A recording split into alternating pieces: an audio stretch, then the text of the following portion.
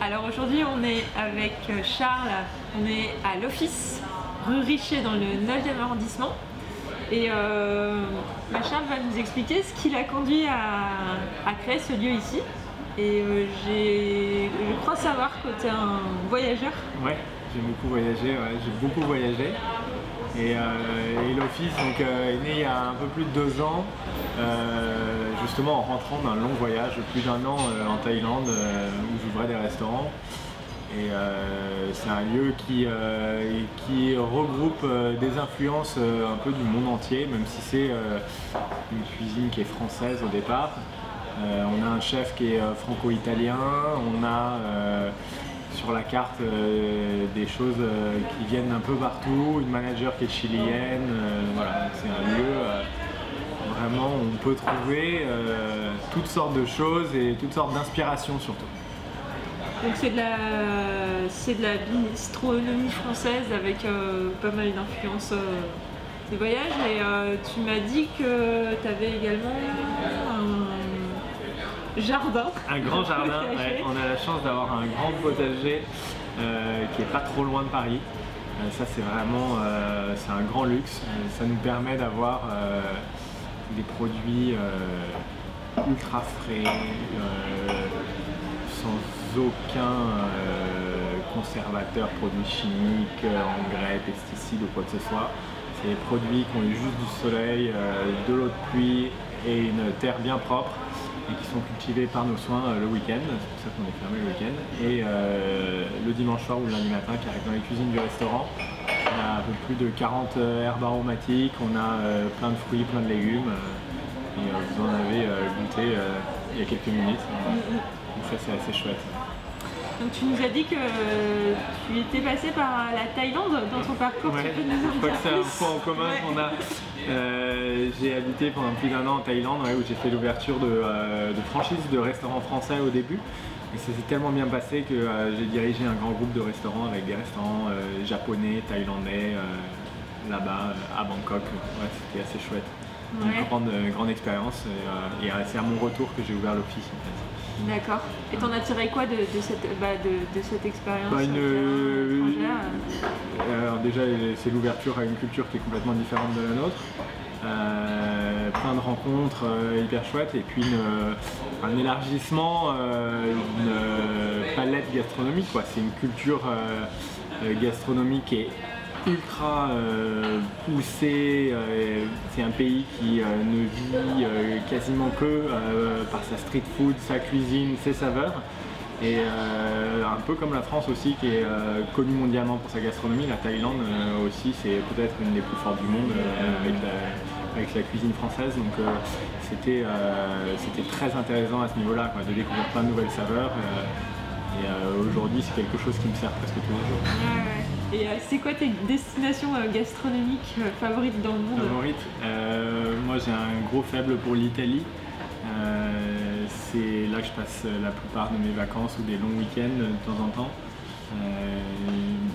J'aime beaucoup la cuisine italienne. Je trouve qu'elle se marie très bien avec la cuisine française. C'est pour ça qu'aujourd'hui le fait d'avoir un chef italien dans un restaurant français avec des produits français, c'est un mariage qui se fait très bien. J'aime beaucoup la cuisine japonaise aussi, parce que là tu voyages instantanément dans un bon restaurant japonais, c'est des choses qui se transportent tout de suite. Ouais. Et je crois aussi que tu aimes bien aller découvrir des destinations un petit peu plus originales, alors pas forcément des destinations gastronomiques. Ouais, pas très gastronomique, petit échec au niveau de la gastronomie, mais grande claque au niveau des paysages et de l'aventure. J'ai passé l'été dernier au Kyrgyzstan et ça c'était vraiment fantastique, mais pas pour la nourriture. Ouais. Non, on mange quoi? On mange du lait de jument fermenté. D'accord. Voilà, le frigo c'est pas vraiment mon truc mais c'était top, c'était vraiment incroyable. Il faut pas y aller pour la nourriture ou alors faut être vraiment très aventurier et là au niveau de la nourriture c'était pas forcément mes goûts mais non, c'était vraiment un chouette voyage. J'ai beaucoup été en Inde, beaucoup aux États-Unis et la Thaïlande bien sûr. Et le plat que tu as goûté un voyage qui t'a marqué?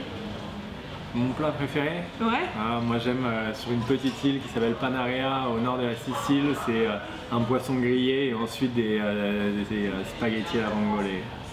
Ça c'est face à la mer. Mon gros faible, face à la mer avec un bon vin blanc de l'Etna, il n'y a rien de mieux. Ouais, les bons basiques.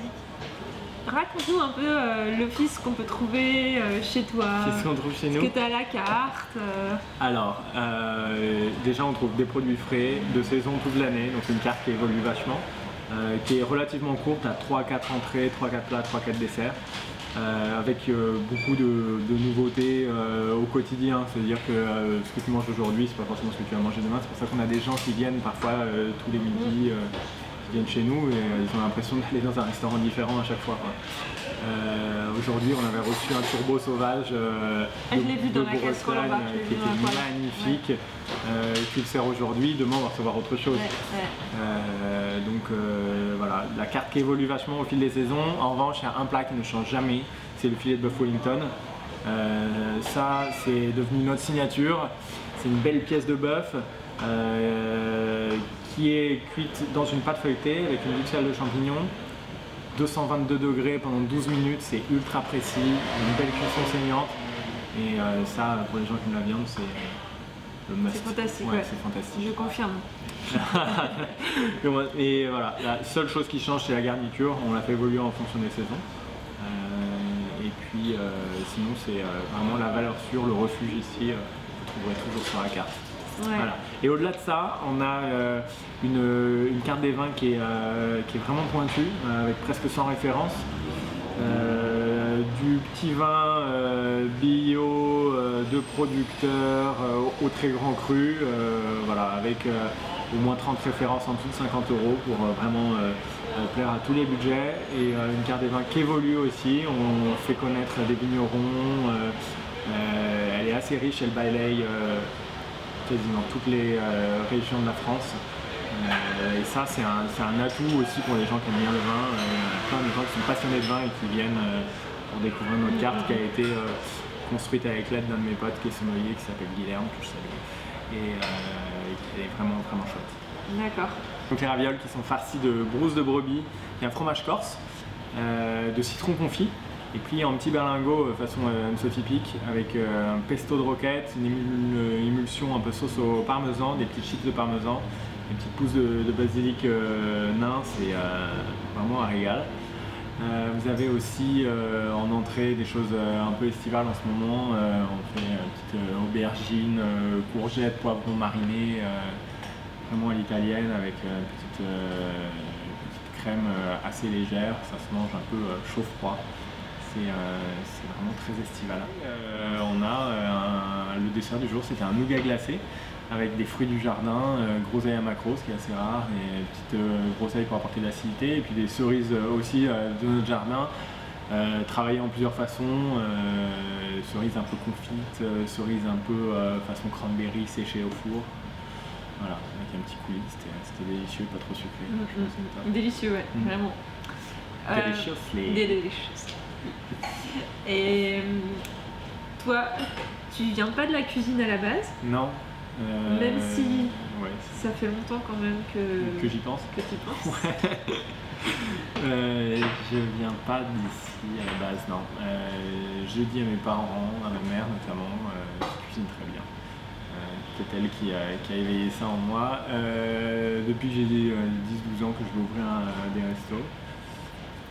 Mes parents regardaient ça d'un œil un peu curieux au début et ils m'ont envoyé à la fac de droit. C'était pas très épanouissant et finalement ça s'est fait tout seul et aujourd'hui on est assez nombreux à la maison et je suis peut-être le seul qui est passionné par son métier. Donc je pense que j'ai fait le bon choix. Et non, hein, c'est chouette, plein de projets à venir. C'est-à-dire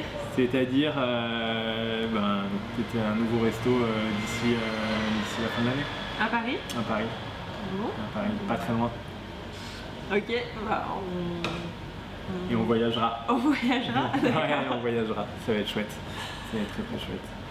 Bon, merci Charles. Je t'en prie, avec plaisir. Voilà.